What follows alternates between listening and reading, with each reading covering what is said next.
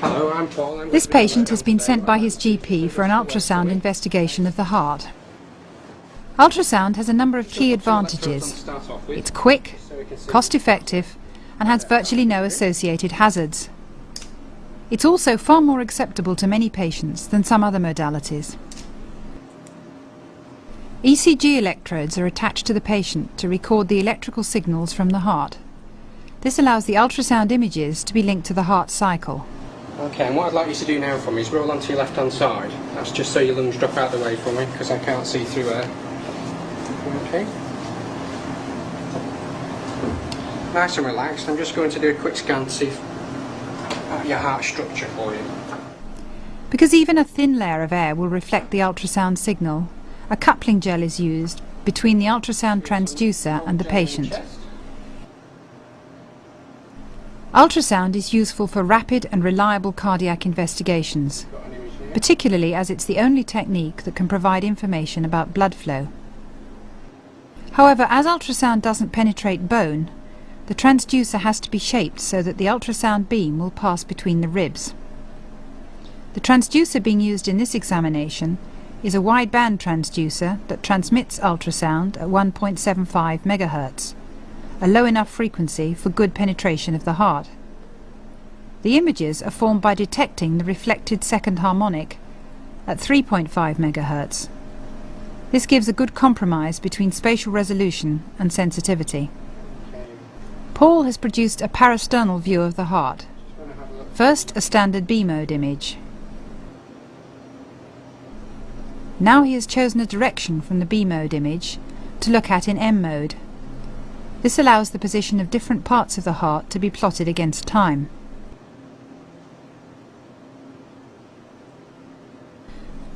By moving into colour Doppler mode, the blood flow through the heart can be visualised.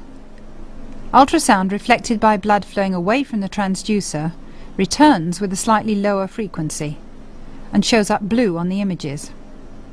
Conversely, blood flowing towards the transducer is shown in red. Moving to the apex of the heart, Paul uses a different Doppler technique. The frequency shift depends on the blood flow velocity. So a plot of frequency shift against time indicates flow velocity as a function of time.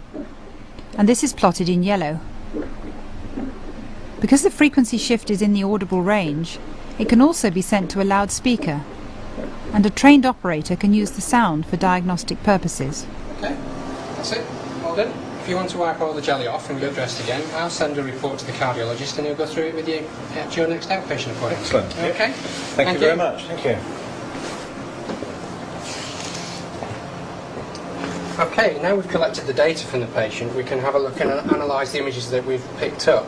This first image is a 2D long-axis parasternal view.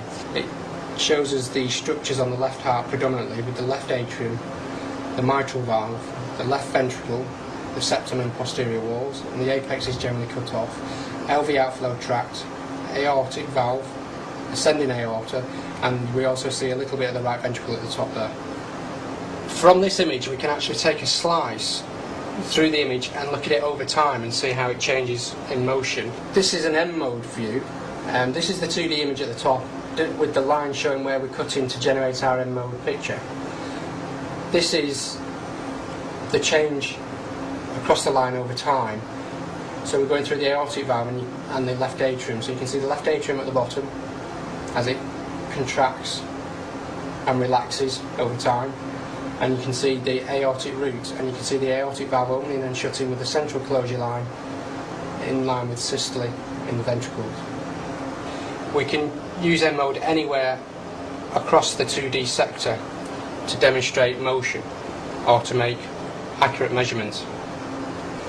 In this final view, we've taken information relating to blood flow velocity through the pulmonary valve. We use pulse wave Doppler because generally it's less than 1 metre per second. Anything faster than that and it tends to alias and we get inaccurate data. If it was over 1 metre per second, we'd tend to use continuous wave, which can cope with the higher frequencies. This is a Doppler trace from this 2D image, and we've got the cursor going through, and we're actually using pulsed wave Doppler which is focused just past the pulmonary valve. From this image, it demonstrates velocity over time,